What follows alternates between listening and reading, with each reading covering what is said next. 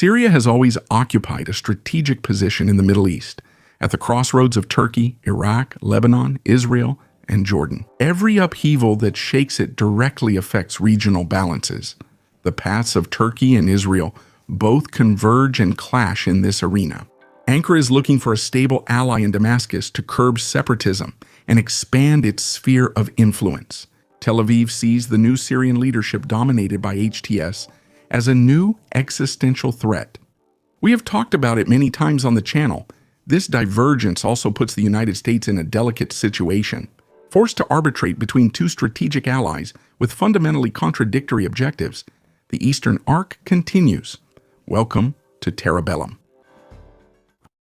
A series of Israeli strikes hit both the forces of the new Syrian government and several militias involved in attacks against both. This offensive marked a strategic turning point. For the first time since the beginning of the conflict, Ankara publicly agreed to provide direct military support to the Syrian interim regime. Already a few days earlier, Turkish Foreign Minister Hakan Fidan had warned that Turkey would intervene against, I quote, any attempt to fragment Syria or establish regional autonomy. With this move, Ankara officially marked an unprecedented rapprochement with Damascus, which was once considered a strategic enemy. In the aftermath, diplomatic activity accelerated on several fronts. In Moscow first, where Ahmed al-Shara sent his foreign minister. During this first official visit, Syria clearly asked Russia to remain, I quote, a strategic and security partner. This message illustrates a dual dynamic. On one hand, there is continuity, since Moscow remains a military actor, even if only partially, since its intervention. On the other hand, it's a demonstration of sovereignty. Damascus showing here its ability to maneuver in a context where Israel is strengthening its buffer zone in the Golan. Ankara reinforced this movement. On August 7, Hakan Fidan went to Damascus to meet with al-Shara. This meeting paved the way for a second, even more decisive meeting held in Ankara on August 14th. This time, the Syrian delegation had a decidedly security-oriented profile. The Minister of and the Minister of Foreign Affairs were accompanied by the Director of Intelligence Services and the Syrian Minister of Defense. The two countries then reached an agreement providing for the transfer of Turkish weapons systems and military equipment to the Syrian forces. We are therefore no longer in political dialogue or covert cooperation, but in an institutionalized military cooperation.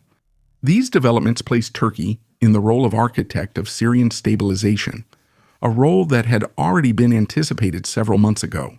By consolidating al-Shara, Ankara is certainly seeking to secure its borders, particularly against Kurdish separatism, but also to establish itself as an indispensable interlocutor, whether with Moscow or Washington. He is a difficult guy. He is very intelligent. Congratulations. You've achieved what hasn't been done in 2,000 years, taking Syria.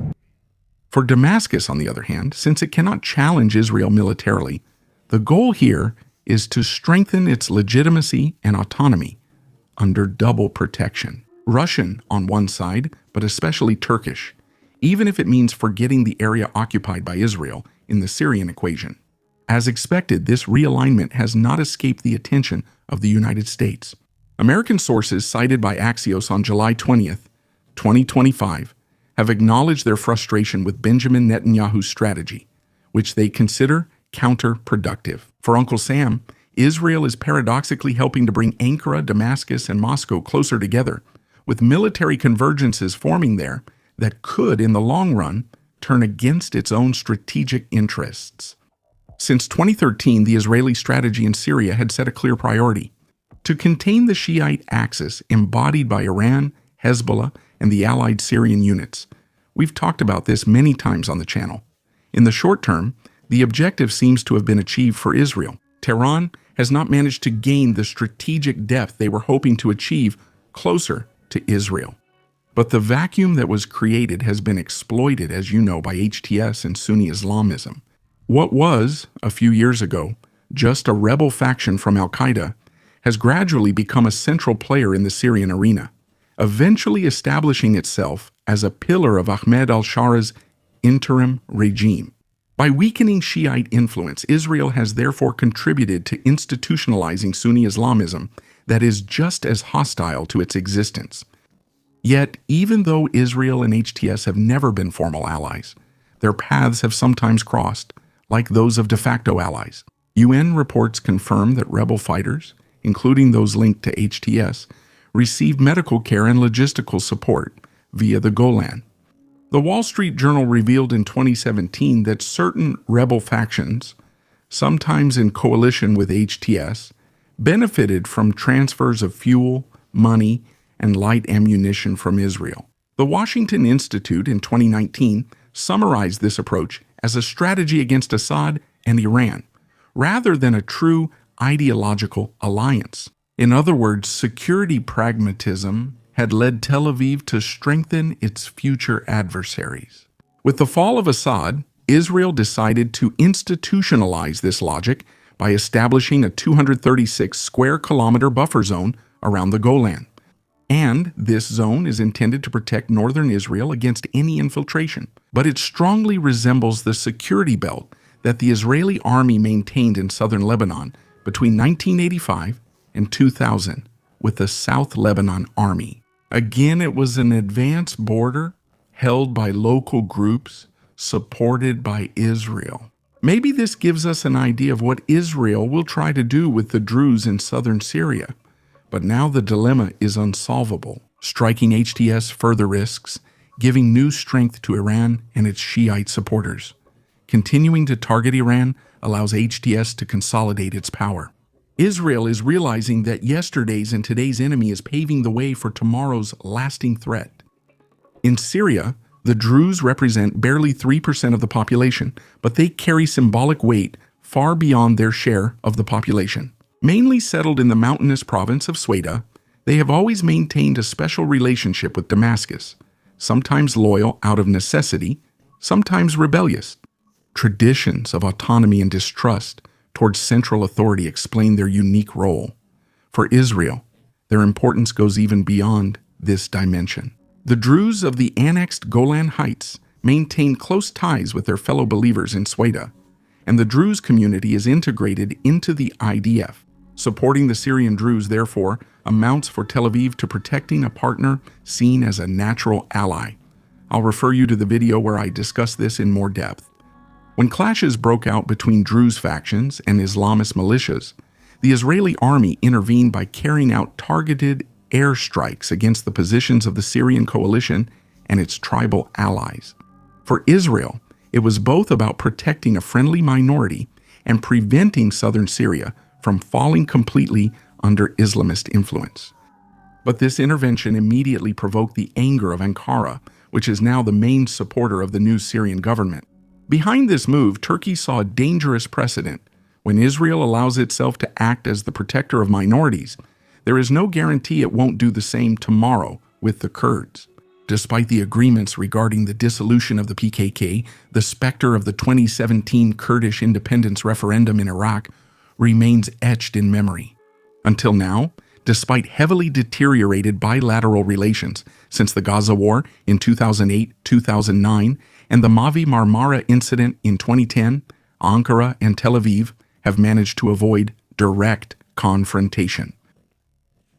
Focused its efforts on fighting Kurdish separatism in northern Syria, while Israel waged its shadow war against Iran and Hezbollah in the south. This tacit balance was broken in the winter of 2024 on the smoking ruins of a Syria that has been in chaos since 2011. Talks were indeed initiated in Baku under Azeri mediation to avoid an open confrontation between the two countries. But they did not bridge the strategic gap beyond the Druze issue. It's the entire vision for Syria. That is what divides Ankara and Tel Aviv.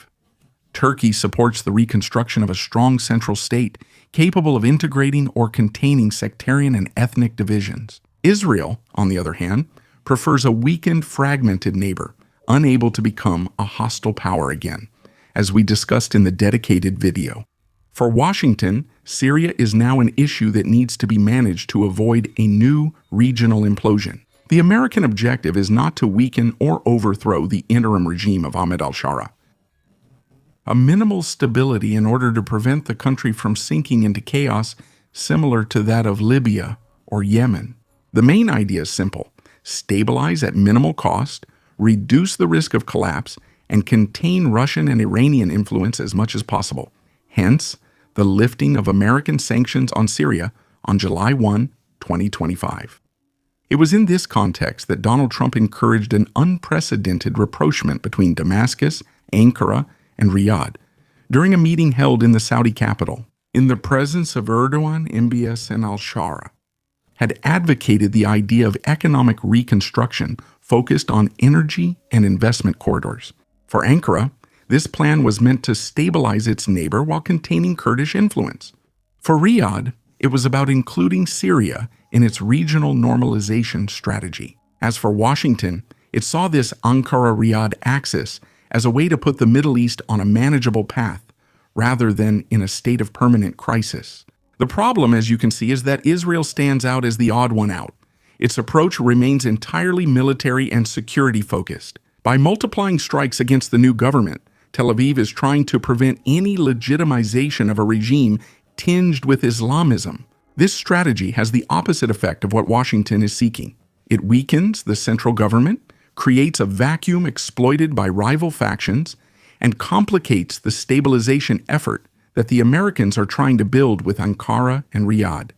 Bibi, if you have a problem with Turkey, I really think I'm going to be able to work it out. There is also growing concern about American geopolitics.